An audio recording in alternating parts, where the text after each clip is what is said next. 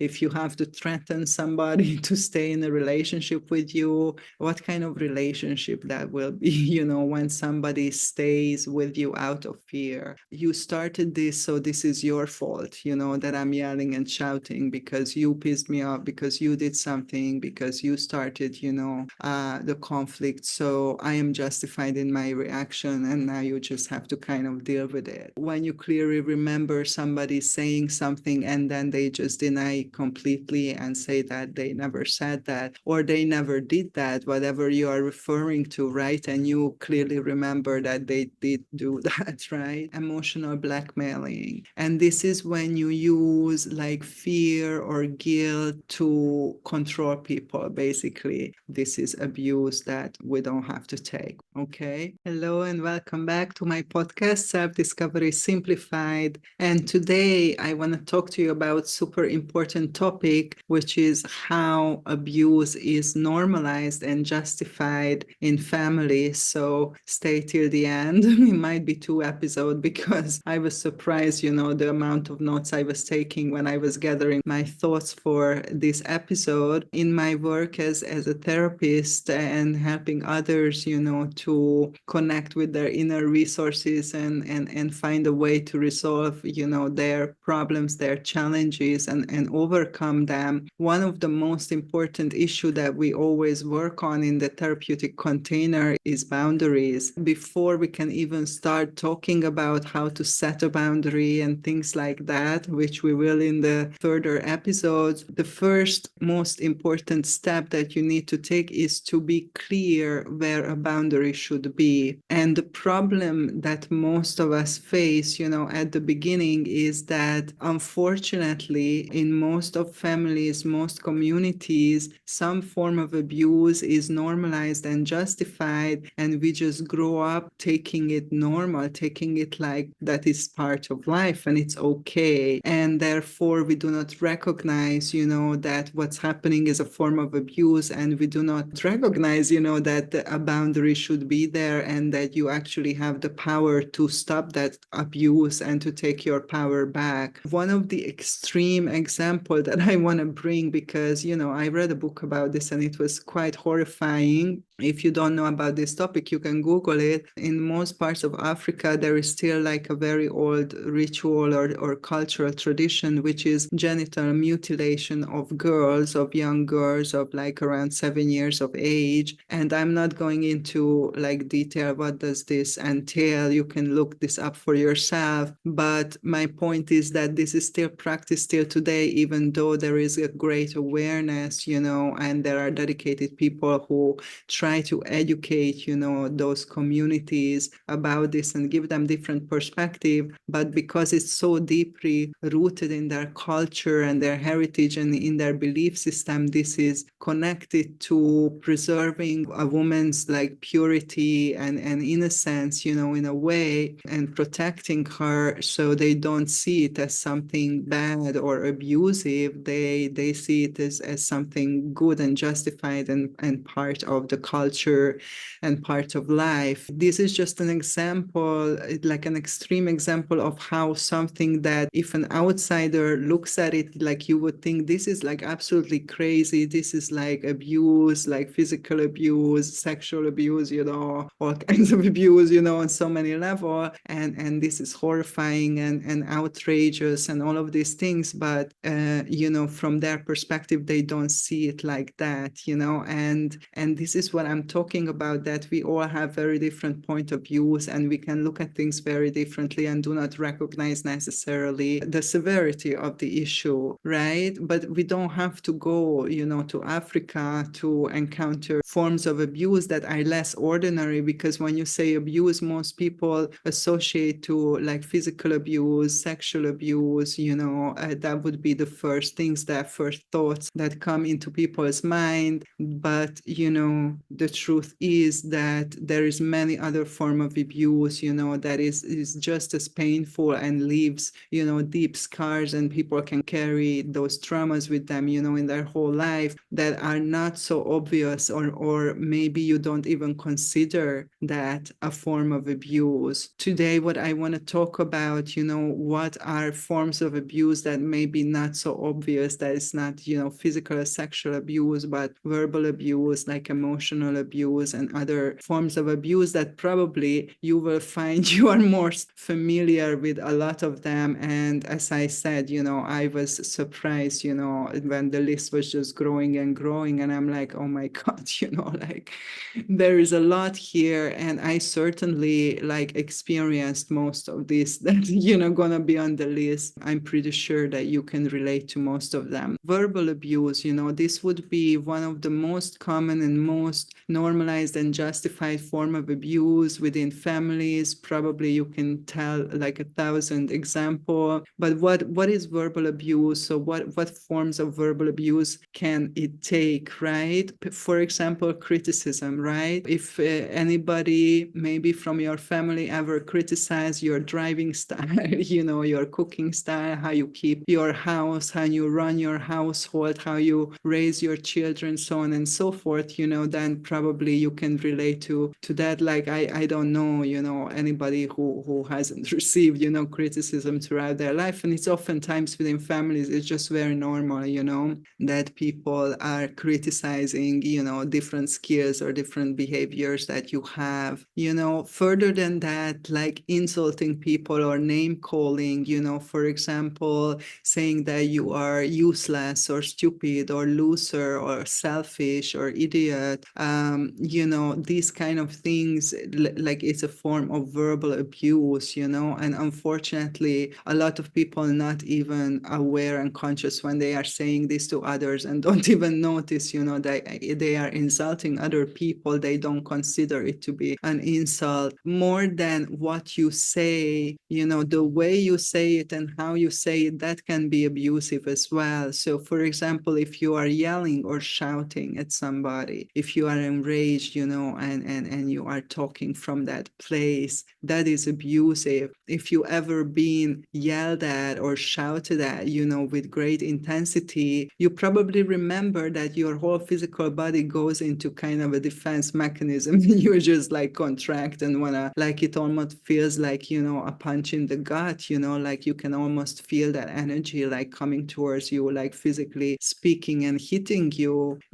so this can be very powerful. It's definitely a form of verbal abuse if you're yelling, if you're shouting. And I don't know about you, but how does that feel to you when somebody yells or shouts at you? That is not a good feeling, right? So that's something I talk about, that these forms of verbal abuse, I think, very normalized and justified in families. Like at least I know when I was growing up, I just thought that this is just normal and everybody does that, right? And there's like no other way. This is just part of life. So next one is manipulation, different forms of manipulation like gaslighting, okay? Which is, somebody making you question your perception, your truth, your memory, your sanity. That's what gaslighting means. And I have some examples because I was, wanting to bring you some that I really, hear very often, and through my work with my clients as well. These are things that are repeated, so maybe you will find them familiar. Something like, I never said that, right? So when you clearly remember somebody saying something and then they just deny completely and say that they never said that or they never did that, whatever you are referring to, right? And you clearly remember that they did do that, right?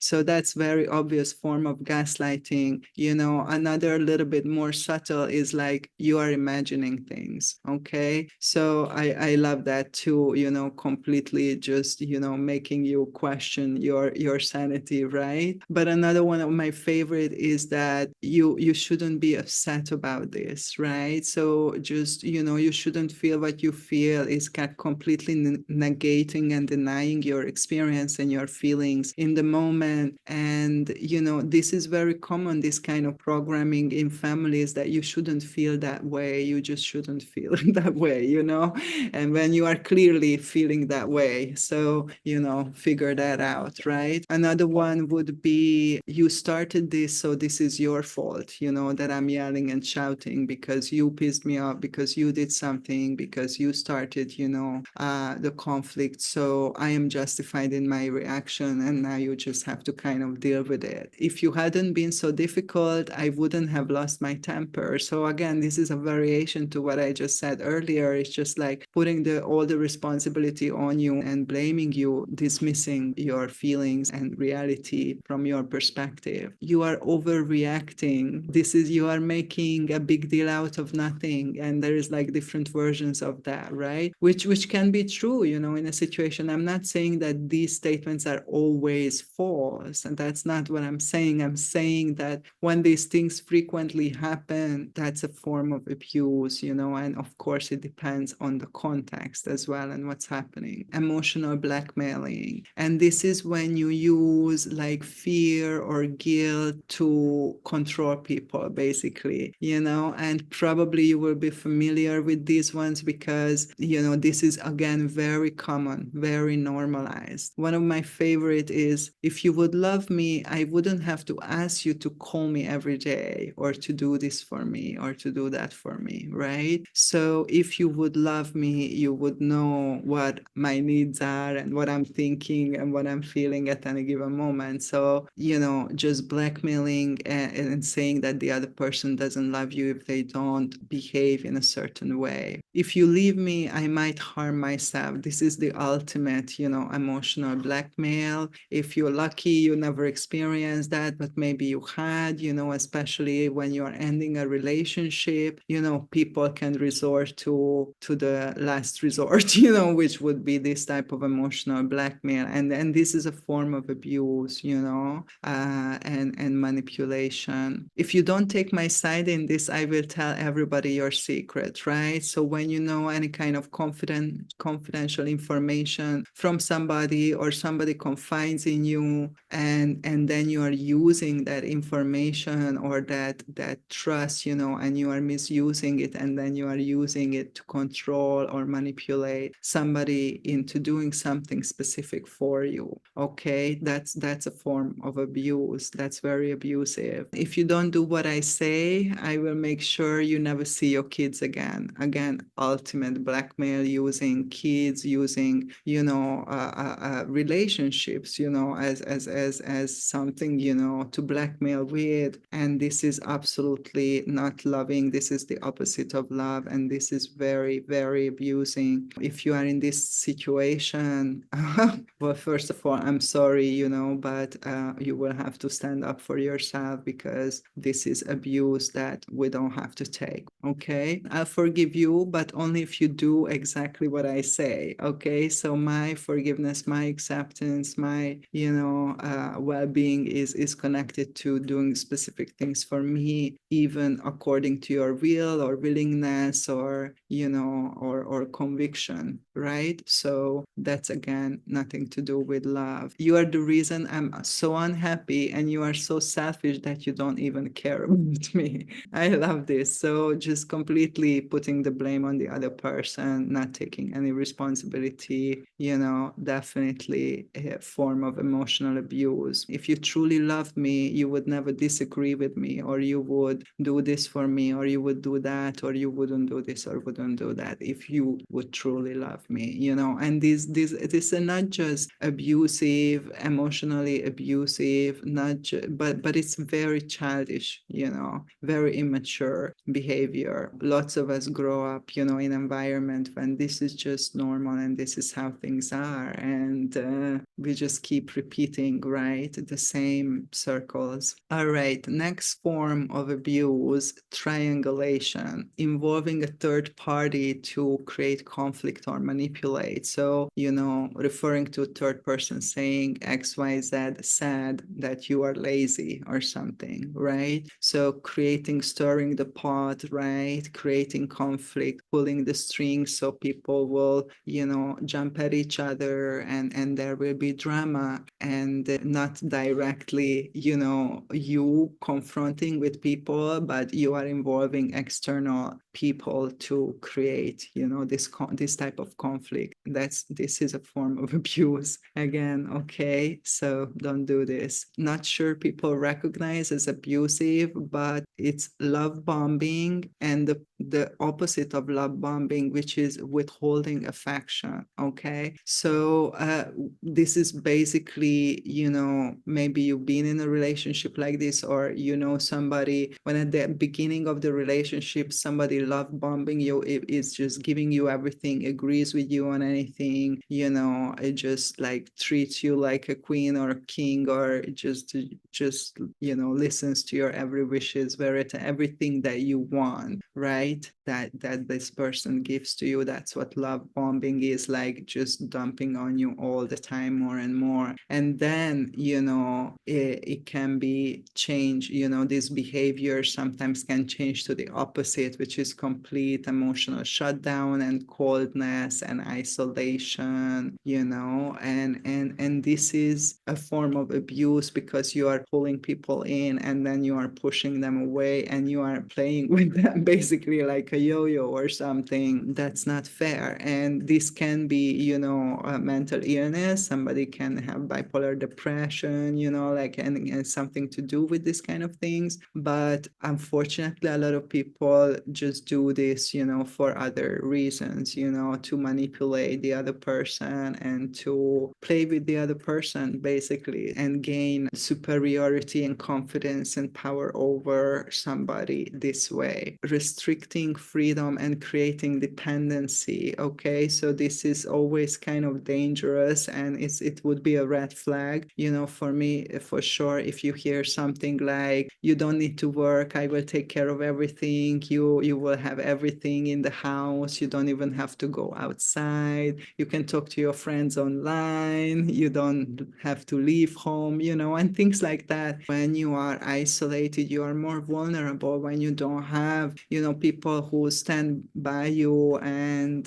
care for you and want to protect you and want the best for you, you know, then you are more vulnerable and easier to manipulate. This can be a form of abuse, you know, in some situations. Sabotaging means undermining, you know, others, you know, again, not directly confronting or creating conflict, but for example, you have mail and they don't give it to you, or delete something important from your computer, you know, or something like this, you know, when somebody malicious intent, either as a form of revenge, it's mostly a form of revenge, I think, when this happens, do things like this kind of sabotage. This is abusive again, and this is not the way to deal with your problems, and there are other ways. Intimidation and threats, and you know, this can be just things like, if you ever leave me, I will make sure that you regret it. If you leave, I will make sure that you will suffer, your family will suffer, threatening your life, your well-being, or family or loved ones, threatening with, I will leave you if you don't do what I want, you know, like it's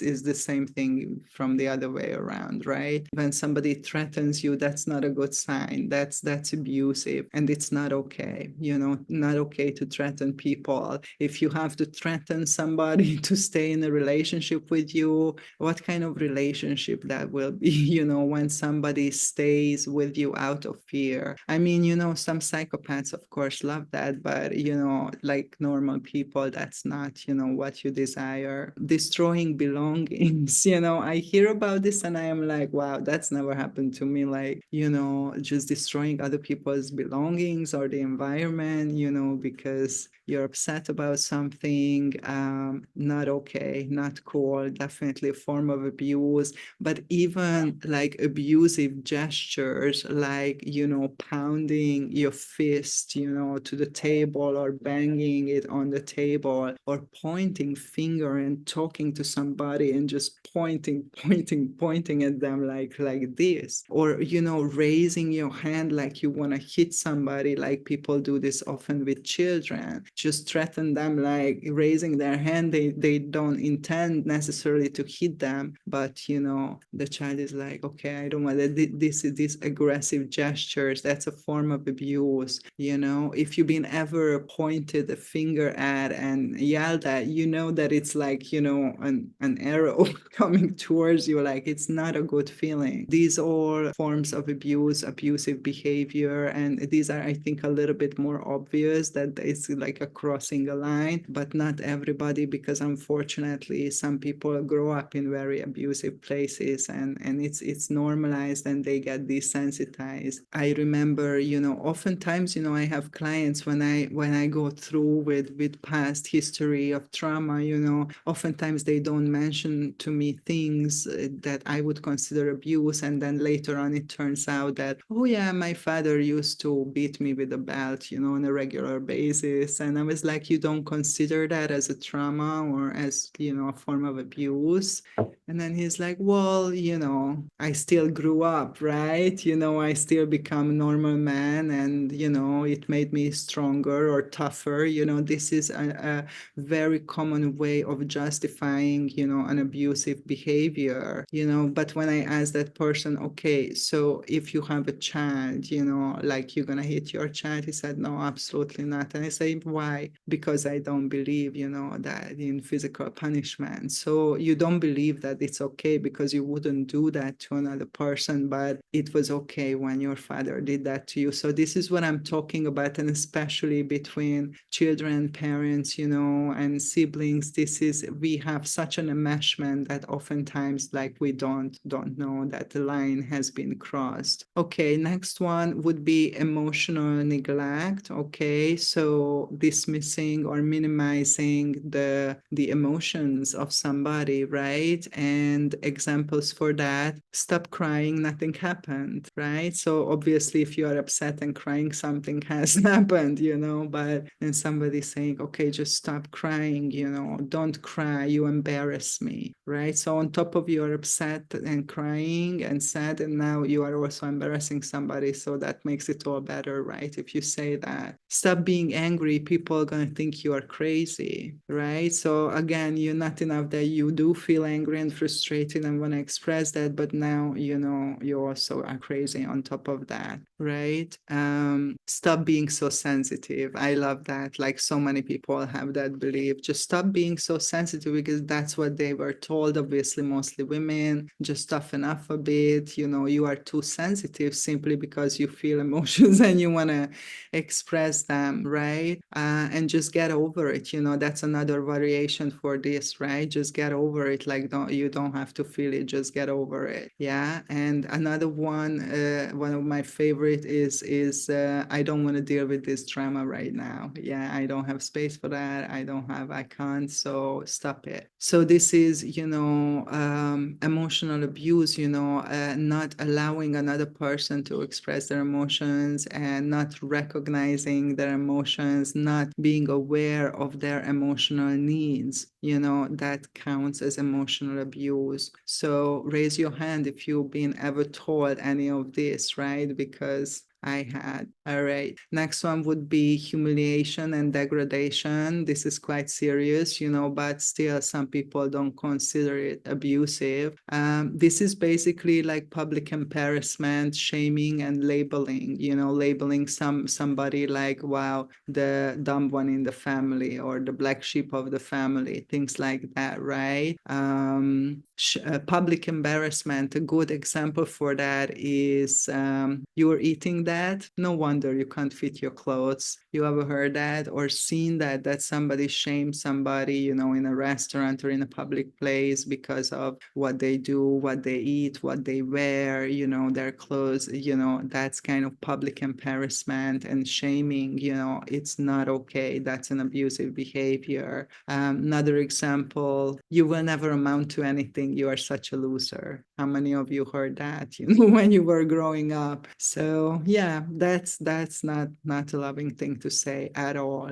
Very insulting, very humiliating. And when you are humiliated, when you degraded, you feel small. You feel literally shrinking into like small, and you just want to disappear and not feel anymore. You feel heavy and weighed down, and it's a horrible feeling, and I'm sure you can relate to that, right? And another form of abuse that is, a little bit more I think unexpected can be excessive expectations. And this means like basically demanding perfection at all times. I think maybe this is a little bit less common, but some of you might have grown up in this kind of environment, or maybe military families where there's a lot of discipline.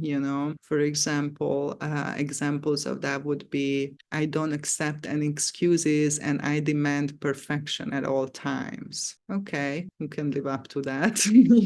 Good luck with that. You always have to look your best no matter what is going on in your life. You always have to look great, present yourself in a certain way no matter what. Again, I don't know, like, do you know anybody who does that, who doesn't have a bad day or like ugly hair or whatever? Your house and environment should be always spotless and in perfect order, always, no matter what. Yeah, maybe if you have like full-time staff or something like that, but even that case, I don't think it's possible to do that. You have to cook for me every single day, every day. Yeah, I don't think so. I want you to agree with me on everything. That's one of my favorites. I mean, that's like total brainwashing, right? Why don't you just like clone yourself or something? So again, this can be abusive, right? So and very unrealistic, and will create anxiety, stress and conflict. So because nobody can fulfill that, right? So I ran through, very quickly. This was very intense. I recommend that you re-listen to this episode a couple of times. And the first step of stopping abuse is to recognize what abuse is and what is not, And without this, you don't have a chance to say no, to say stop, to find another way to put down a boundary, to defend, to protect yourself, and to not be a victim and the prey in the future. So, but this is totally possible, and I am a testament for that. And I'm really passionate about this topic, and I want to help you, to stop abuse in your life. So, this is the first step: is to clarify and to learn and to educate ourselves what is okay, what is not okay in a relationship, and because oftentimes you don't recognize that. And abuse is not love, okay? Because unfortunately, a lot of people abuse others in the name of love. I do this because I care about you. No, abuse is not love. So this is what I want to leave you with. And I would love to hear from you if you think that you suffered from any of the above, or maybe there is something that we haven't listed, and what do you think, about this topic, and was this helpful for you in any way? So please leave a comment and engage and share this video with others, with your friends and family who you think, might want to hear about this. Okay, so we're going to stop abuse together. Listen to the following episodes when we're going to dive deeper into how to set a healthy boundary. Okay, can't wait to hear from you, and see you in the next episode.